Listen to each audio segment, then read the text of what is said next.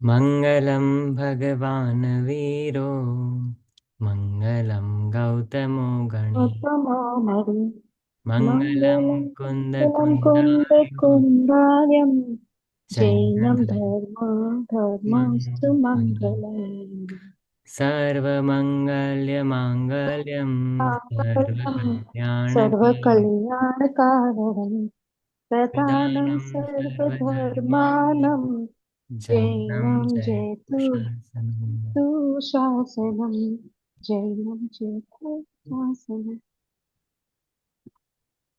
તો આજે આપણે બધા મળ્યા છે કુનકુનાચાર્ય દેવને યાદ કરવા, એમનું સ્મરણ કરવા અને એમનો જે આપણા આખા ધાર્મિક જીવન ઉપર જે એમનો ઉપકાર રહ્યો છે એને આપણે મળીને થોડી ભક્તિ ગાઈને થોડા એમના જીવન વિશે જાણીને આપણે અ, ગુણોનું અનુવાદ કરીશું.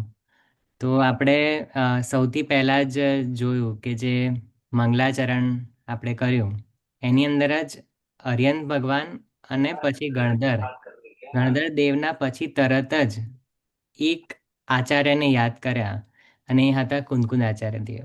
રાઈટ રુચિતાબેન? આપણે કેટલા હા, બધા આચાર્ય થઈ ગયા. કુનકુન આચાર્ય દેવ આજથી 2000 વર્ષ પહેલા આ ભારત ભૂમિમાં આવ્યા હતા અને એમણે આ અધ્યાત્મની ગંગા બહાઈ દીધી અને આપણને ભગવાન આત્મા દેખાડી દીધો.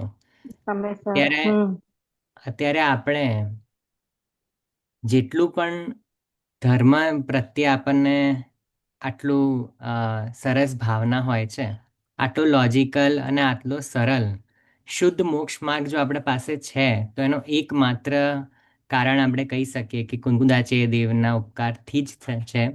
જો અત્યારે શુદ્ધ મોક્ષ માર્ગ જીવિત છે તો એ કુંકુદાચાર્ય દેવના કારણે જ છે. આટલા બધા આચાર્ય આટલા વર્ષોમાં થયા, પણ આપણે સૌથી મુખ્ય રૂપે કુંકુદાચાર્ય દેવને કેમ નમસ્કાર મંગલાચરણમાં કરવામાં આવ્યું એ સાચામાં વિચારવા જેવી વાત છે. કે એમના ગ્રંથો છે, એમનું જીવન છે, એમણે જે કામ કર્યું છે આ દિગંબર માર્ગ માટે, આજે શુદ્ધ માર મૂળ સંઘની જે વાત છે કે મૂળ સંઘના આચાર્ય કહેવાય છે કુંકુદાચાર્ય દેવ. તો એમણે એવું તો શું કર્યું કે જેના કારણે આપણે એમનું આટલું બધું બહુમાન હોવું જોઈએ? એમણે બહુ એવું તો શું કર્યું કે જેના કારણે આપણને કહેવાય ને કે તીર્થંકર ભગવાનની વાણી ડાયરેક્ટ આપણા હાથમાં આવી ગઈ અને આપણે ચાહીએ તો અત્યારે જ આપણો ભાવ સફળ કરી શકીએ છે. સફળ અગર કરી જો દીધું. અગર જો થોડા વર્ષ પહેલાં આપણે જોઈએ તો કદાચ કુંકુદાચાર્યની વાણી તો હતી પણ આટલી ઇઝીલી આપણા પાસે પીરોસેલી નથી. તો આપણા મા ભાગ્યથી ગુરુદેવશ્રી ના માધ્યમથી આપણને મળ્યું.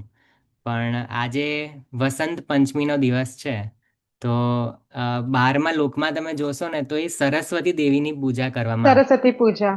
રાઈટ? હા, મારે અને કલકત્તામાં આનું બહુ પેલું છે. હા, અને આપણામાં એ દિવસ કોનો છે? તો કુનકુન આચાર્ય દેવનો કુંકુનો જન્મ અવતરણ દિવસ નો એટલે કે જન્મ જન્મ જયંતિ. દિવસ. હા, અને આ જન્મ દિવસે શું જયંતિ. થયું હતું? તો કુનકુન આચાર્ય દેવે એ જીન મુખોદ્ભૂત સરસ્વતી આપણા અધ્યાત્મની ગંગા આપણા જોડે પહોંચાડી છે કે પહોંચાડે જેનાથી છે. આપણે કોઈની આગળ કે મને વિદ્યા આપો, મને એ જ્ઞાન આપો. આપો કહેવાની જરૂર પડશે નહીં, કારણ કે ચરણ. એમને તો આપણને આખો ને આખો ભગવાન જ બતાવી દીધો છે. બસ એવા બતાવી દીધું. કુનકુનાચાર્ય દેવને આપણે આ વસંત પંચમીના દિવસે એમનો અવતરણ દિવસ આપણે ઉજવીએ છીએ. તો આપણે આજે ભક્તિ તો કરી જ છું, પણ સાથે સાથે આપણે કુનકુનાચાર્યના દેવના હમ જીવનના વિશે પણ જાણીશું. પણ જાણીશું. ઓકે. તો સૌથી પહેલાં તો કુનકુનાચાર્ય દેવનો જન્મ આજથી 2000 વર્ષ પહેલાં માનવામાં આવે છે.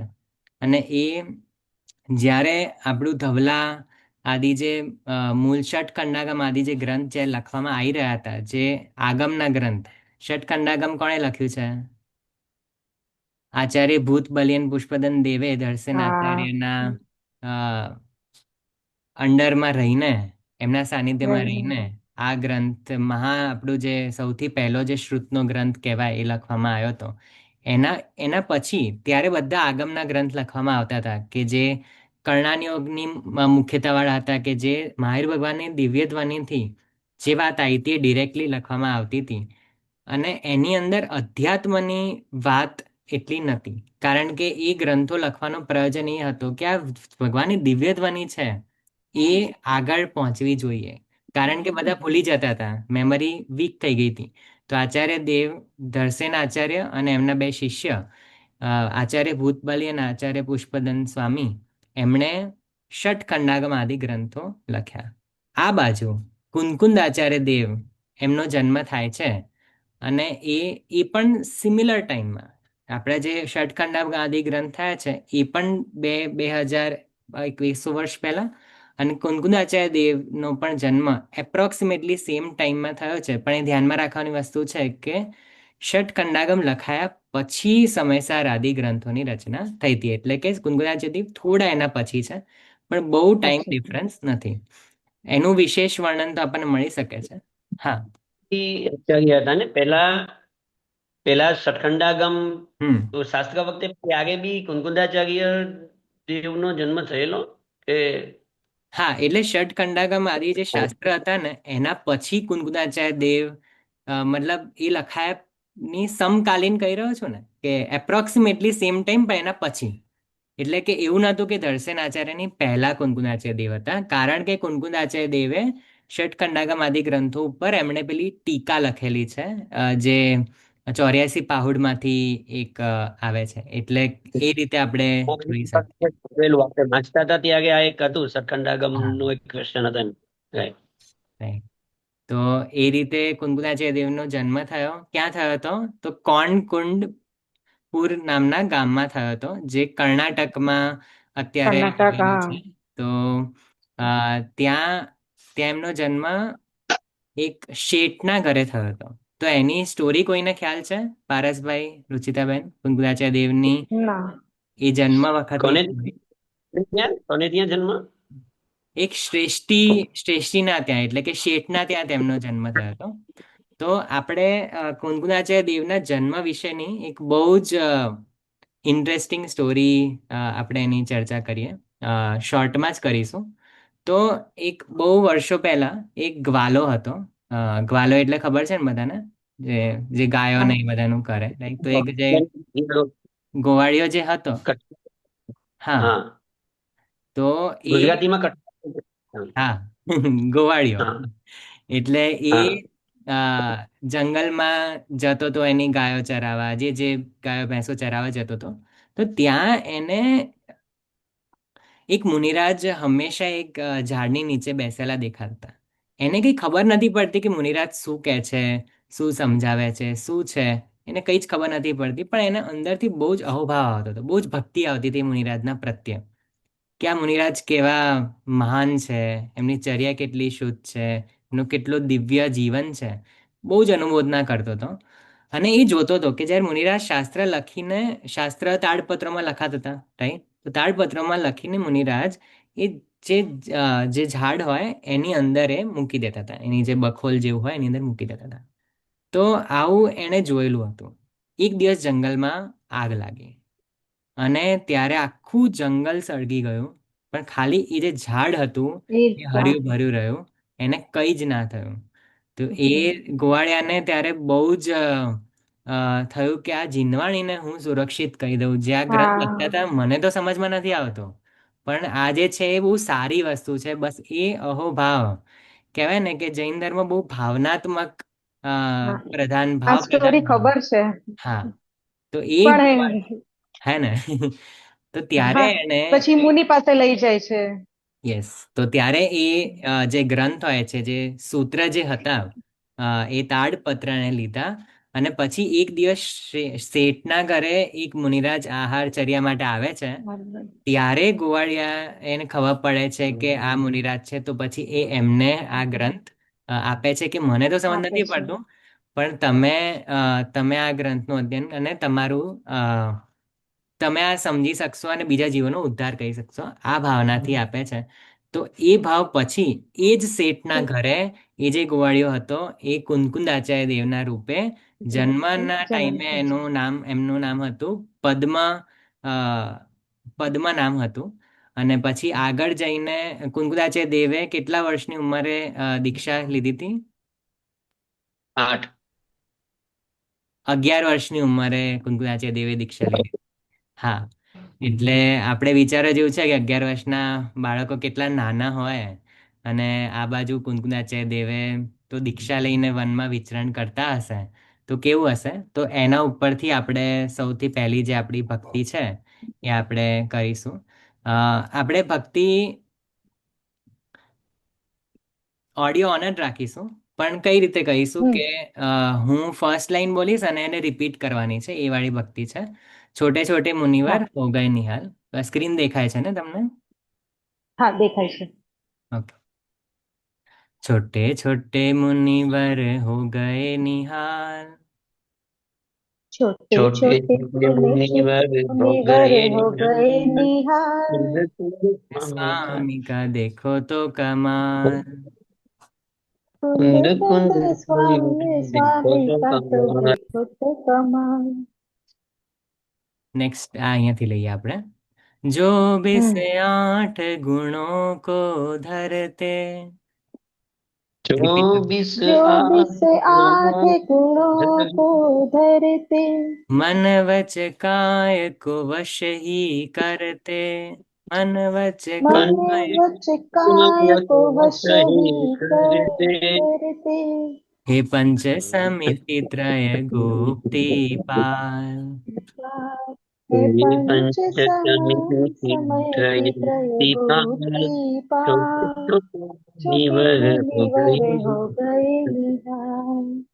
जो हित जो मीत ही वचन ही जो उचरते, जो हित जो मीत ही वचन उचरते, जागते। धर्मामृत उर्वरशा તો कर. બે જગ્યાએ તો આવશે. हाँ.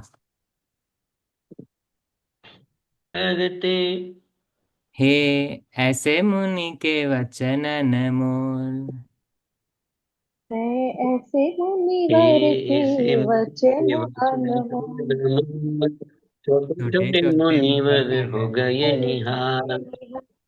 निज परिणति का देखो तो कमाल. निज परिणति का देखो रे कमाल। देखो कमाल। તો આપણે આ ભક્તિમાંથી કઈ ભાવ હોય તો પ્રગટ કરીએ અને પછી આગળ આપણે વધીએ.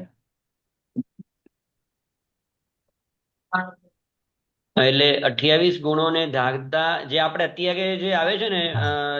જોઈએ તો આજ હવે જે અત્યારનું જે આપણો ટોપિક ચાલે છે ને, રેગ્યુલર જે 7th સેમિસ્ટરમાં, એ જ આમ તો હમ આમાં દેખાય છે બ્રીફમાં, કે 28 મૂળ ગુણ, મન વચન કાય, ત્રણ પાંચ સમિતિ ગુપ્તી, એટલે પાંચ સમિતિ ત્રણ ગુપ્તી.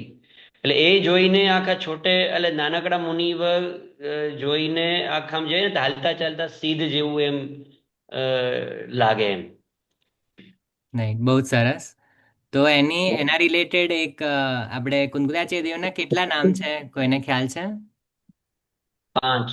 5 નામ છે. કયા કયા? એક તો હમણાં પદ્માનું કીધું એ. હા. પછી વક્ર, એટલે એકચ્યુઅલી મને યાદ નથી, પણ વક્ર એ વક્રગ્રીવાચાર્ય. તો આપણે એની એક દેવાચાર્ય. નાની સ્ટોરીના ફોર્મમાં એ જે ઘટનાઓ ઘટી છે ને એના હિસાબથી જે નામ રાખવામાં આવ્યા હતા એ આપણે જાણીએ. ઓકે.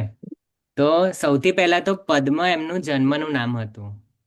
તો એ એ નામથી જ પદ્મનંદી આચાર્ય તરીકે કુંકુદાચાર્ય દેવનું એક નામ છે. પદ્મનંદી કેમ? કારણ કે એમનો જે સંઘ હતો એનું નામ હતું નંદી સંઘ. આપણે નંદીસન બીજા બધા પણ મુનિરાજ હોય છે કે જેમના અલગ અલગ પાછળ નંદી એડ કરવામાં આવે છે. તેમાં કુંકુદાચાર્ય દેવ છે કે જે પદ્મનંદી આચાર્ય તરીકે પણ અ, ઓળખાય છે. પછી તમે કદાચ સાંભળ્યું હશે કે કુંકુદાચાર્ય દેવ વિદેશ ક્ષેત્રમાં એમનું ગમન થયું હતું. તો વિદેશ ક્ષેત્રમાં જે એમનું ગમન થયું હતું. એલાચાર્ય. હા. હા, એક એલાચાર્ય નામ છે, હા, એલાચાર્ય છે ને. હા. Right right. તો વિદેશ ક્ષેત્રમાં જ્યારે ગમન કર્યું હતું ત્યારે એ અહીંયા ભરત ક્ષેત્રમાં આપણે બધાની હાઈટ 5.5 6 ફીટની નોર્મલી હોય. તો જ્યારે વિદેશ ક્ષેત્રમાં ગયા સિમંદર ભગવાનની વાણી સાંભળવા, તો ત્યારે અહીંયા એમને રિદ્ધિ હતી, ચારણ રિદ્ધિ એમને પ્રાપ્ત હતી. અને એ અહીંયાથી વિદેશ ક્ષેત્રમાં ગમન જ્યારે એમણે કર્યું, તો ત્યારે ત્યાંના બધા લોકો બહુ જ ઊંચા ઊંચા હોય. વિદેશ ક્ષેત્રમાં બધાની હાઈટ 500 હમ ધનુષના 500 રેન્જમાં હોય. ધનુષ. અને ત્યાં ચક્રવર્તી એક હતો. તો એ ચક્રવર્તીની હાઈટ 500 ધનુષ વાળો આટલો મોટો ચક્રવર્તી, એણે આટલા નાના કુંદનાચાર્ય દેવની હાઈટમાં એમને જોયા ને હથેલીમાં લઈને ત્યાં સિમંદર ભગવાનને પૂછ્યું કે આ કોણ છે આ. તો સિમંદર ભગવાને કીધું કે આ એ કુંદકુંદાચાર્ય દેવ છે કે જે ભારત ભૂમિમાં ભરત ક્ષેત્રમાં ધર્મની બહુ જ મહાન પ્રભાવના કરવાવાળા છે. તો ભલે કદથી બહુ નાના હતા, પણ એમણે જે કાર્ય કર્યું છે એ 18,500 વર્ષ સુધી હજી શુદ્ધ મોક્ષ માર્ગ બિલકુલ ઘટવાનો નથી, નેવો નેવો રહેવાનો છે. એટલે આપણે કુંકુદાજી દેવને બહુ જ નમસ્કાર કરીએ છીએ, યાદ કરીએ છીએ. તો ત્યારથી એમનું નામ શું પડી ગયું? એલાચાર્ય. એલાચાર્ય કેમ? કારણ કે ચક્રવર્તીએ મુનિરાજને જોઈને કીધું આ ઇલાયચીના દાણા જેટલા નાના કોણ છે એવું પૂછ્યું હતું. એ મારે એટલે ઇલાયચીના દાણા જેવા કોણ છે એવું પૂછ્યું. તો ત્યારે કીધું કે કુંદનાચાર્ય દેવ, પણ પછી ત્યારે લોકો કદાચ નામ ભૂલી ગયા હોય, એટલે એ રીતે એમનું નામ એલાચાર્ય તરીકે પ્રસિદ્ધ થયું કે એ ઇલાયચીના દાણાની સાઈઝના ત્યાંના કમ્પેરિઝનમાં હતા. એટલે આ જે નામ છે એનું કનેક્શન એમની વિદેશ ક્ષેત્ર ગમનના કનેક્શનમાં છે કે એમણે વિદેશ ક્ષેત્રમાં ગમન કર્યું હતું. આવા આપણા આચાર્ય પરંપરામાં બે જ આચાર્ય છે કે જેમનો ઉલ્લેખ આવે છે કે જે અહીંયાથી વિદેશ ક્ષેત્ર જઈને સિમંદર ભગવાનની દેશના સાંભળીને આવ્યા હતા. એક તો કુંદકુદાચાર્ય દેવ અને બીજા પૂજ્યપાદ પગમ સ્વામી આચાર્ય કે પૂજ્ય જે હા હા ઈષ્ટોપદેશ ઈષ્ટ લખેલો છે. હા. હા, એટલે એ બે આચાર્ય છે કે જે વિદેશ ક્ષેત્રે જેમણે ગમન કર્યું હતું. તો એમાં એક કુંકુદાચાર્ય દેવ છે જેમને વિશેષ આપણે યાદ કરીએ છીએ. પછી ત્યાંથી આવ્યા હતા તો એક વખત એવી ઘટના બની હતી કે એમની પીંછી ખોવાઈ ગઈ હતી. અને આચાર્ય જ્યારે હોય તો એ પીંછી તો એમનો સંયમનું સાધન છે, એટલે એમણે ત્યાં કોઈ જ બીજો ઓપ્શન નહોતો. એટલે જે ગીધ હોય એની વલ્ચર, એના જે પીંછા હતા એનાથી એમણે એમની અ, પીંછી બનાવી હતી. અને મુનિરાજ એવું પણ ના હોય, આપણે તો કંઈ ટેમ્પરરી કંઈક લીધું હોય તો આઈને આપણે તો બદલી દઈએ કે જે હોય બેક ટુ નોર્મલ આવી જઈએ. પણ મુનિરાજ તો સંયમના સાધન માટે છે, એ પીંછી પ્રત્યે એમને રાગ નથી. એટલે એમણે ઘણા સમય સુધી એ ગીધની જ પીંછીથી વિહાર કરતા હતા. તો બધાએ એ જોઈને એમનું નામ શું આપી દીધું? ગ્રદ્ધ પિચ્છ રિવાજ. આચાર્ય. હા. હા, અને એના ગ્રદ્ધપિત્ત. હા એ ગ્રદ્ધ પિચ્છ આચાર્યથી એ ઓળખાવા લાગ્યા. અને એ વર્ષો સુધી એમણે ઘણા ગ્રંથોની રચના કરી. હું એ ગ્રંથોનું પણ તમને ઉલ્લેખ બતાડું. આ પુસ્તક બહુ જ સરસ છે. અ, આપણે ક્યારેક વાંચવામાં રીડિંગ સેશનમાં લઈ આ શકીએ. તમે સેન્ડ કરી છે આ વાળી બુક હા, આપણે સ્ટોરી ગોષ્ઠી તરીકે? હતી ને ત્યારે આપણે આપણે આમાંથી ગોષ્ઠી હતી વાંચ્યું. ત્યારે આખી આપણે, હા ત્યારનું છે. હા, તો આપણે કુંકુદાચાર્ય દેવના કયા કયા ગ્રંથ છે એ જોઈએ. સમયસાર, પ્રવચનસાર, નિયમસાર, પંચાસ્તિકાય, દર્શન પાહુડ, સૂત્ર દર્શન પાહો. પાહુડ, ચારિત્ર ચાલ. પાહુડ, બોધ પાહુડ, ભાવ પાહુડ, મોક્ષ પાહુડ, લિંગ પાહુડ, શીલ પાહુડ, આદિ 84 પાહુડ. આ બધા નામ સાંભળેલા લાગે છે? દર્શન પાહુડ, સૂત્ર પાહુડ, ના, યોગિતાબેન? 8 આહોર. હા, હમ. આપણે અષ્ટપાહુડની સમરી આવી હતી ને લાસ્ટ સેમમાં, ત્યારે 8 પાહુડ, લિંગ પાહુડ ને આ બધા જે હતા એ અષ્ટપાહુડની અંદર આ બધા સમાહિત કરેલા છે. એના સિવાય 12 અણુપેક્ષા એટલે 12 ભાવના પણ એમણે લખી છે. ભક્તિ સંગ્રહમાં 10 ભક્તિ છે, એની અંદર એમણે પ્રત્માન યોગના પણ ઘણા એક્ઝામ્પલ આપીને કુંકુદાચાર્ય દેવને જે મોક્ષ માર્ગ બતાવવા માટે, મુનિચર્યા બતાવવા માટે પ્રત્માન યોગનો આધાર પણ લીધો છે. પ્રવચનસાર આદિ જે ગ્રંથ છે, નિયમસાર, પ્રવચનસાર આદિ, એમાં જે અ, આચરણ હોય એનું તો વર્ણન એમાં તો કર્યું જ છે, પણ અષ્ટપાહુડમાં બહુ જ સ્ટ્રિક્ટ સેન્સમાં કહેવાય ને એ રીતે જે મુનિ જીવન હોય, મુનિરાજનું આચરણ હોવું જોઈએ, 28 મૂલગુણનું સ્વરૂપ કેવું છે એનું બહુ જ સ્ટ્રિક્ટલી અને સીધો મોક્ષ માર્ગ બતાવવા માટે એમણે બહુ કડક શબ્દોમાં વર્ણન કર્યું છે કે ના, તમે લાઇટલી હમણાં નહીં છે લઈ. ને, હા. હમણાં જ વિડીયો એકચ્યુઅલી છે ને એવરી ટાઈમ બે બે વર્ષમાં એક ગ્રંથ આપણે પોતાના સ્વાધ્યાય માટે કરીએ ને, એમાં મારે એક હમ. વર્ષ પહેલા જ હમણાં અષ્ટપાઉલ વાંચ્યું, બે એક દોઢ વર્ષ પહેલા. એટલે એમાં એમ હા. છે કે પ્રિન્સિપલ છે, લાકડી લઈને છે ને, હા. આવું ક્યારેય જોયું નહીં. એટલે જે નિગોદમાં જશે ને એ એમાં લખેલું છે. જો હા. એક પણ કટકો વસ્ત્રનો છે તો એ મુનિને માને પોતાને એક વસ્ત્રના કટકાથી તો નિગોદમાં જશે એમ. અને એકદમ પ્રિન્સિપલ થી લઈને બે ત્રણ લોકોને લાકડી માગે એટલે હમ. એકદમ અ, એટલે ડંકે કી ચોટ એમ. હા, મસ્ત એકદમ ઝાકા ગ્રંથ એકદમ. એટલે એ રીતે કુંકુદાચાર્ય દેવે અષ્ટપાઉડમાં પણ એ કરવાનો બહુ મોટો રીઝન છે. ભદ્રબાહુ મુનિરાજ જે હતા એમના કારણે શ્વેતાંબર પંથ તો પડી ગયો. અને ત્યારે ધીરે ધીરે લોકો શ્વેતાંબર આમના એને સાઈડ જવા લાગ્યા. લોકો એવું માનવા લાગ્યા કે વસ્ત્ર સહિત પણ મોક્ષ થાય આદિ આદિ. તો કુંકુદાચાર્ય દેવે લખવું પડ્યું અષ્ટપાઉડ ગ્રંથમાં કે નગ્ગો હિ મોક્ષ મગ્ગો, કે નગ્નતા હિ મોક્ષ માર્ગે. એના સિવાય એટલે સુધી લખ્યું કે કોઈ તીર્થંકર પણ હશે, તીર્થંકરના પુણ્યવાળો પણ હશે, તો એ નગ્ન થયા વિના વસ્ત્ર સહિત કોઈ દિવસ મોક્ષ નહીં જઈ શકે. તો આ વસ્તુ કહેવાનો બહુ જ સ્ટ્રોંગ રીઝન હતો, કારણ કે અત્યારે આપણે જોઈએ તો બધી પ્રકારના લોકો પોતાને ગુરુ કહેવાવાળા તો છે, પણ સાચા ગુરુ કોણ, કોને આપણે માનવું, કોણ છે? એ તો કુંકુદાચાર્ય દેવે આપણને કીધું. જો આ ના કીધું હોત તો શું થાત, એ બહુ વિચારવાની વાત છે. અને સાથે સાથે એ પણ કીધું કે ખાલી નગ્નતા મોક્ષ માર્ગ નથી, ભાવથી જે નગ્ન હોય એ જ મોક્ષ માર્ગનો અધિકારી છે. તો આ આપણે જોવા જેવી વાત છે કે જો આ જેટલું પ્રેમથી સમયસારમાં ભગવાન કીધું છે, એટલું જ પ્રેમ, એટલું જ કડક રીતે કીધું છે કે મોક્ષ માર્ગમાં બિલકુલ કહેવાય ને કે તમારે મનમાની નહીં ચાલે. મોક્ષ માર્ગ તો આવો જ છે. એ વસ્તુ અષ્ટપાઉડ આદિ ગ્રંથમાં પણ કીધી છે. એવું કહેવામાં આવે છે કે પ્રવચન સારજી જે ગ્રંથ છે એ સિમંદર ભગવાનની દેશના સાંભળીને પછી લખવામાં આવ્યો. એટલે કે આપણે એટલે પ્રવચન સારજીને દિવ્ય ધ્વનિની સાક્ષાત સાર કહેવામાં આવે છે. એટલે પ્રવચન સારજી ગ્રંથ પણ આપણે આગળના સેમિસ્ટર્સમાં આવશે, તો આપણે એનું અધ્યયન કરીશું. પણ હવે એક બહુ સરસ ગાથા છે. દેવસેન સ્વામી આચાર્ય થયા 1000 વર્ષ પહેલા, 10મી શતાબ્દીમાં. ત્યારે એમણે એક વાત લખી છે. હું ગાથાનો પાઠ કરું છું. દર્શનસાર ગ્રંથ છે, જેની અંદર અલગ અલગ જે ફિલોસોફીઝ હોય, જે અલગ અલગ ચાલતી હોય, એનું નિરાકરણ અને જૈન ધર્મ સાચો કેમ છે એ બતાવવાળો ગ્રંથ છે દર્શનસાર ગ્રંથ. જય પૌમણમ દિણાહો સીમંદર સામી દિવ્યણાણેણ ન વિદોહઈતો સમણા કહમ સુમગ્ગમ પયાણંતી. विदेह क्षेत्र के वर्तमान तीर्थंकर सिमंदर स्वामी के समशरण में जाकर श्री पद्मनंदी नाथ अर्थात कुनकुन स्वामी ने जो दिव्य ज्ञान प्राप्त किया था, उसके द्वारा यदि वे बोध न देते तो मुनिजन सच्चे मोक्ष मार्ग को कैसे जानते. તો આ એક મૂળ ઉલ્લેખ આપણને મળે છે. આ શિલાલેખોમાં આ ગાથા લખેલી હોય છે, શ્રવણ બેલગોલા આદિમાં.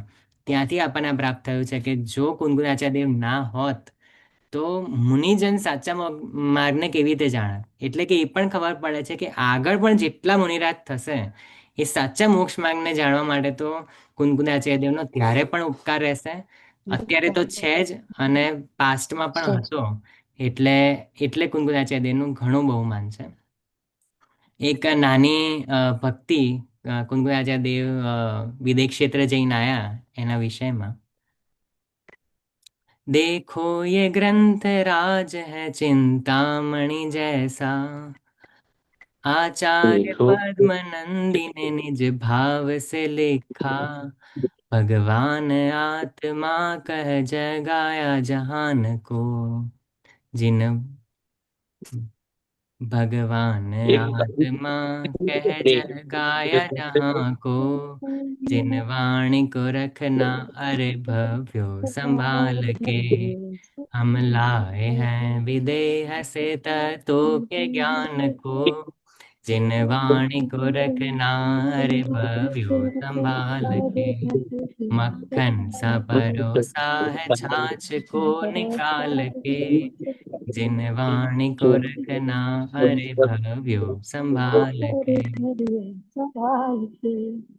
તો આ પણ એક પ્રેરણા છે કે આપણને કહેવાય ને કે સીધું માખણ મળી ગયું છે વિધાઉટ એની એફર્ટ. તો હવે આપણું એક જ લક્ષ્ય બને છે કે ભક્તિ કરે જીવવાણીને છે. આપણે સાચવવી જોઈએ. અને ખાલી સાચવવાનું એટલે કબાટમાં મૂકી રાખવાનું નહીં, પણ આપણા હૃદયમાં ઉતારવું.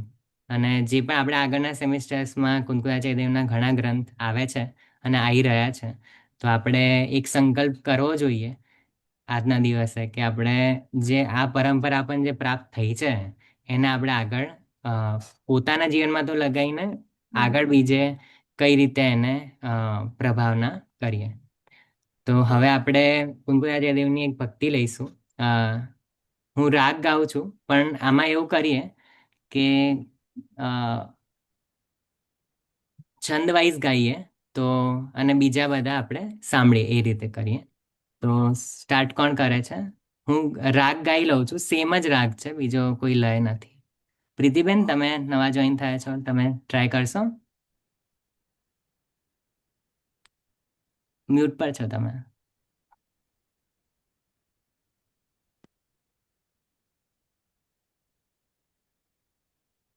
અચ્છા, કઈ ભક્તિ છે? ઓકે, આમાં છે. आचार्य कुंद कुंद जो मार्ग न दिखाते, शुद्धात्म सुधा सार कहो कौन पिलाते. આ રાગ છે. दर्शन ते विदेहो में किए जा सिमंदर के। फिर लौट के आए यहाँ उपदेश को लेके, जिन वाणी हमें आज न जो आप सुनाते. પછી હા, આજ આપણે आचार्य कुंद जो मार्ग न दिखाते, शुद्धात्म सुधा सार कहो कौन पिलाते. श्रीमान ने नाटक है समय सार बनाया। सार बनाया, पर सूरी सुधा चंद्र ने है कलश चढ़ाया. जय चंद से विद्वान जो टीका न रचाते, आचार्य कुंद कुंद जो भारत में न आते. आगे. शुद्धात्म सुधा सार आत्म कहो कौन। सार कहो कौन पिलाते. અને આગળ આગળ પણ આ બીજા નાખો ભક્તિમાં, અત્યારે. હા, આગળ પણ આ ભક્તિમાં પ્રવચનસાર નિયમસાર પંચાસ્તિકા અષ્ટપાહુડના વિશે અ, પ્રગટ કર્યું છે. બીજી પણ ભક્તિ છે, સિમિલર રાગમાં જ છે. આમાં આમાં પણ આપણે સાથે ગાઈશું. આજે પહેલાની આપણે જે ભક્તિ જોઈ ને હમણાં, એની અંદર કુંતાચાર્ય દેવ અને એમણે શું શું કયા ગ્રંથો લખ્યા એના વિશે ચર્ચા છે. હવે જે ભક્તિ છે ને એ આપણે સાંભળીએ અને વિચાર કરીએ કે એની અંદર જે જે ખોટી વસ્તુ ચાલી રહી હતી એમાં કુંતાચાર્ય દેવે કઈ રીતે એમનું યોગદાન રહ્યું છે એ આપણે જોઈએ. आचार्य कुंद कुंद श्री भारत में फिराओ, अध्यात्म का संदेश शुभ आध्यात्म का प्रत्यक्ष संदेश सुनाओ। मन माने ढंग से पूरा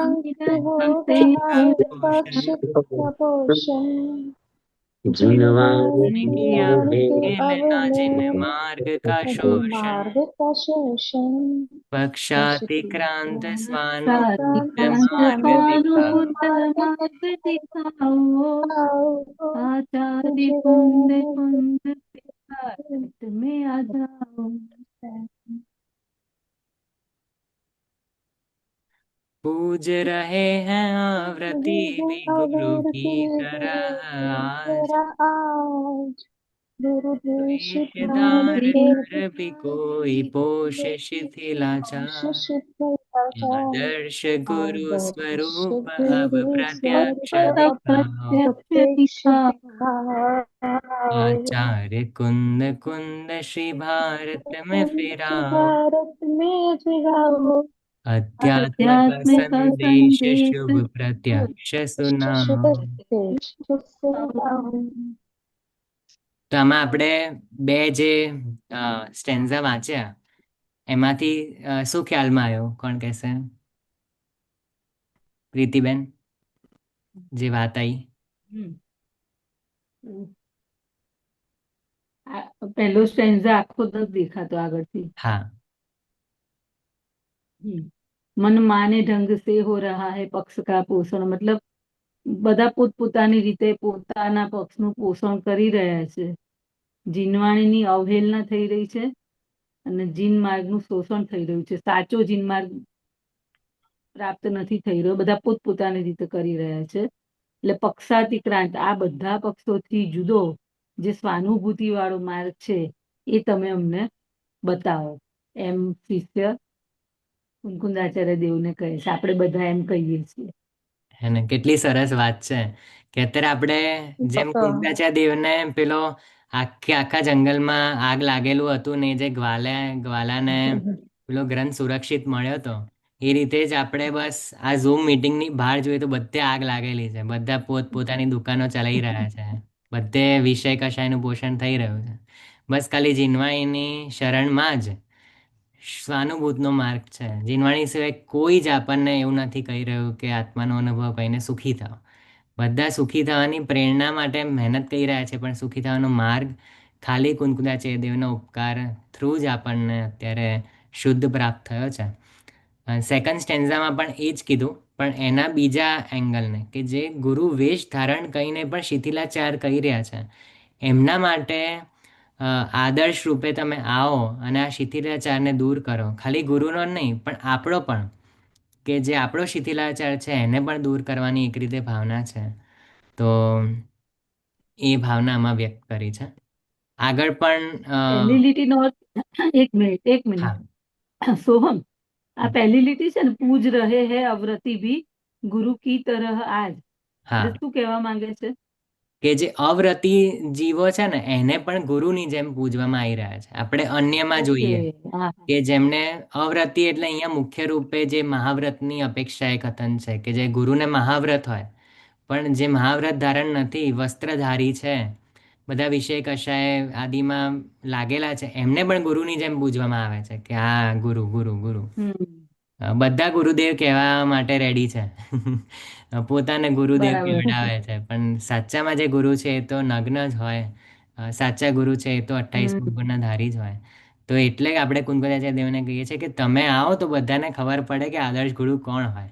આદર્શ ગુરુ સ્વરૂપ પ્રત્યક્ષ દેખાવ એમ. એટલે આવી ભાવના છે, બહુ જ સરસ ભાવના છે.